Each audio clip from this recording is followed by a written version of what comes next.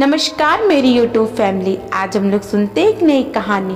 Phone की घंटी घनघना रही थी और मैं दोपहर की नींद से एकदम उठकर बैठ गई और फ़ोन देखा तो मेरी एक जूनियर असिस्टेंट प्रोफेसर स्वाति का फ़ोन आया था। कोविड-19 के चलते लॉकडाउन की प्रक्रिया पूरे देश में लागू हुए 1 महीना हो चुका था। मैंने कहा, हाँ स्वाति कैसी हो? बस मैम ठीक हूँ। नहीं, तुम्हारी आवाज़ में कुछ परेशानी झलक रही है। क्या बताऊँ मैम, घर में बहुत विवाद बढ़ गया है। अरे क्या हुआ, कुछ बताओगी? 1 सप्ताह पहले तो तुम कह रही थी कि सब ठीक है। वो मैम, मैं सोच रही थी कि सब ठीक हो जाएगा, लेकिन बात बढ़ गई। स्वाति की आवाज़ रुआसी हो गई थी। स्वाति से बातचीत करने पर पता चला कि उसके घर में पिछले 1 महीने से आपसी तनाव बहुत बढ़ गया है। स्वाति हरियाणा आंचल के एक गांव से संबंध रखती है और उसके पापा श्रीमान बलदेव की अपनी फैक्ट्री है। 3 मकान हैं अलग अलग शहरों में और एक गांव का कोठीनुमा घर है। स्वाति पिछले साल ही हमारे महाविद्यालय में अंग्रेजी के असिस्टेंट प्रोफेसर के पद पर अस्थायी रूप से तैनात थी और उसके व्यक्तित्व ने मेरा मन मोह लिया था। स्पष्टवादी व मृदुभाषी इस लड़की ने महाविद्यालय की छात्राओं के बीच थोड़े ही समय में अच्छी खासी पहचान बना ली थी। स्वाति घर में सबसे बड़ी और 2 छोटी बहनें हैं। स्वाति की एक बहन MA BBS की अंतिम वर्ष में अध्ययनरत है और तीसरे नंबर पर साक्षी है, जिसने अभी 12वीं कक्षा उत्तीर्ण की है। स्वाति की कुछ पारिवारिक समस्याओं से मैं अवगत तो थी, लेकिन ये कभी कल्पना भी नहीं की थी कि विवाद इतना बढ़ जाएगा।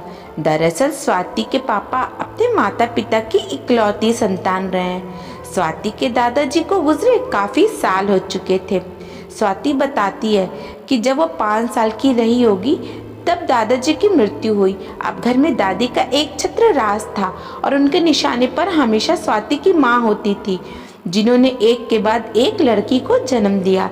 स्वाति सीधी बात बताती है कि एक बार तो दादी उसे उठाकर छत पर ले गई थी और वहाँ से नीचे गिराकर मारने का भूत सवार था, लेकिन उसकी माँ ने बहुत मिन्नतें की, तब जाकर वह मानी थी। इस घटनाक्रम के बाद स्वाति को उसके मामा 3 महीने की नन्ही बच्ची को अपने साथ ले गए थे और वहीं उसका पालन पोषण और 12वीं तक शिक्षा हुई।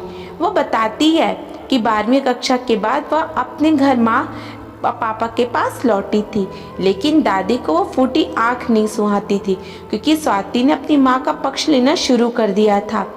स्वाति सीधी बात में दादी को भी समझाती थी कि लड़कियां लड़कों से किसी भी क्षेत्र में कम नहीं होती हैं। दादी को लेकिन एक भय भी रहता था कि दरअसल किसी ज्योतिष ने कहा था कि तेरी बड़ी पोती तेरे पर भारी रहेगी। बस फिर क्या था, दादी आए दिन नई नई शिकायतें अपने बेटे से करती रहती थी, कभी स्वाति को लेकर, कभी स्वाति की माँ को लेकर। बलदेव सिंह शांत प्रवृत्ति के व्यक्ति रहे थे और उन्होंने अपनी फैक्ट्री से ही फुर्सत नहीं मिलती थी।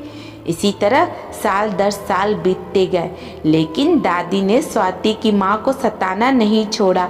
गुस्से में आकर कभी बलदेव अपनी पत्नी पर हाथ भी उठा देते थे, लेकिन चूंकि वह लड़कियों तक ये बात नहीं जताती थी।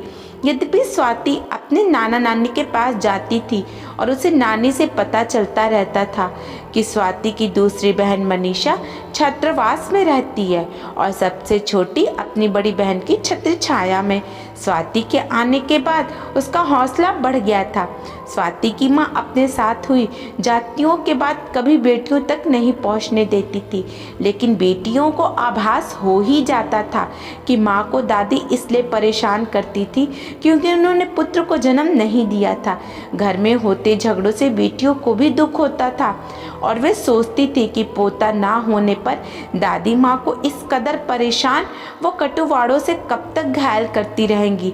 बेटे के ना होने में विज्ञान के अनुसार स्त्री की तो कोई भूमिका ही नहीं है, ये तो पुरुषों के क्रोमोसोम पर निर्भर करता है। लेकिन दादी इन बातों से कोई वास्ता नहीं रखती थी और पुत्र ना जानने का सारा ठिकरा अपनी बहू पर फोड़ती रहती थी। बलदेव सिंह भी माँ को कुछ नहीं कहते थे, क्योंकि एक बार स्वाति को उन्होंने कहा था, तेरे दादाजी की चिता के समक्ष मैंने प्रण किया था कि दादी के साथ मरते दम तक निभाऊंगा। पापा, फिर आपने माँ से शादी की थी, तब भी तो वचन भरे होंगे ना। उन वचनों का क्या, और आप क्या, हम सभी भी तो दादी का ध्यान रखते हैं और वे हमारे जन्म को ही कोसती रहती हैं। मैं कुछ नहीं जानता, मैं तेरी दादी का साथ दूंगा, मैं उन्हें कुछ नहीं कह सकता। ठीक है, फिर हम तो माँ का समर्थन करेंगे। मुझे ये बताइए कि हमने क्या गुनाह किया है बेटी के रूप में जन्म लेकर? माँ ने क्या गुनाह किया कि वो पुत्र को जन्म नहीं दे सकती? आप तो विज्ञान समझते हैं। और क्या दादी खुद एक औरत नहीं है? क्या उनका पल्ला इसलिए भारी है क्योंकि वह एक बेटे की माँ है? मैं कुछ नहीं जानता, मैं उनका साथ तो देना ही है। तुम सबको हिस्सा मैंने फैक्ट्री में डाल रखा है, शादी होने तक उसका लेखा जोखा मेरे पास रहेगा, तुम्हें किसी प्रकार की कोई कमी नहीं होगी। आज स्वाति ने जो मुझे बताया, मुझे बहुत दुख हुआ और बहुत सारे प्रश्न में उठ खड़े हुए। स्वाति ने बताया कि उसके पापा दादी को लेकर गुरुग्राम वाले फैक्ट्री में चले गए और 2 सप्ताह हो गए वहीं पर ही हैं। घर के सारे जरूरी कागजात भी ले गए और दादी ने माँ को जाते समय धमकी भी दी थी कि देखूंगी क्यों कर ब्याह करिएगे इन छोरियों का। अरे बात तो यहाँ तक आ गई कि मेरे दिल की धड़कनें बढ़ गईं और स्वाति के उदास स्वर बहुत कुछ कह रहा था। हाँ मैम, मैं बहुत परेशान हूँ, तो मैंने सोचा आपसे बात कर लेती हूँ। मन बहुत परेशान हो रहा है। 10 दिन से मैं तो लगातार रो ही रही थी। मम्मी ने समझाया है कि मैं तुम सबके साथ हूँ, तुम लोगों को इतनी परेशानी होती है।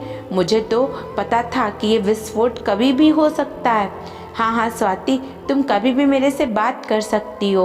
और सुनो, ये कोविड में वैसे ही लोग चिड़चिड़े हो रखे हैं, कुछ बात नहीं, हो सकता है इसी में कुछ भलाई छिपी हो सकता है विवाद ज़्यादा बढ़ने पर कोई दुर्घटना जन्म ले, इसलिए तुम चिंता मत करो, सब ठीक हो जाएगा।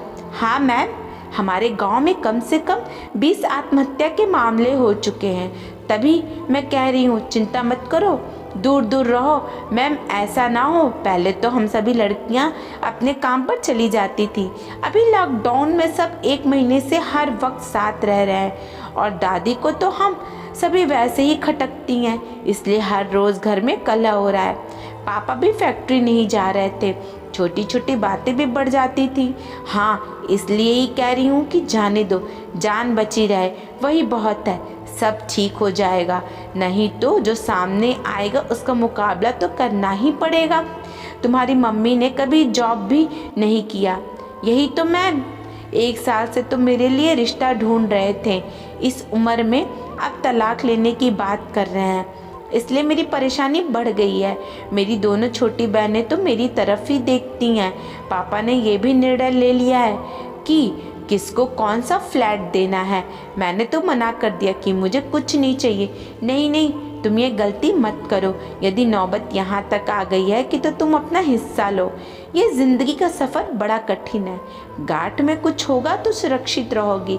मैं तो सोच रही थी कि अपने लायक कमा ही लूँगी, बल्कि सबसे छोटी बहन को भी आगे पढ़ाना है। हाँ, तो अभी तुम्हारी नौकरी नियमित नहीं है, इसलिए अपने अकाउंट में कुछ पैसे निकाल लो जहाँ फैक्ट्री का हिस्सा डलता है।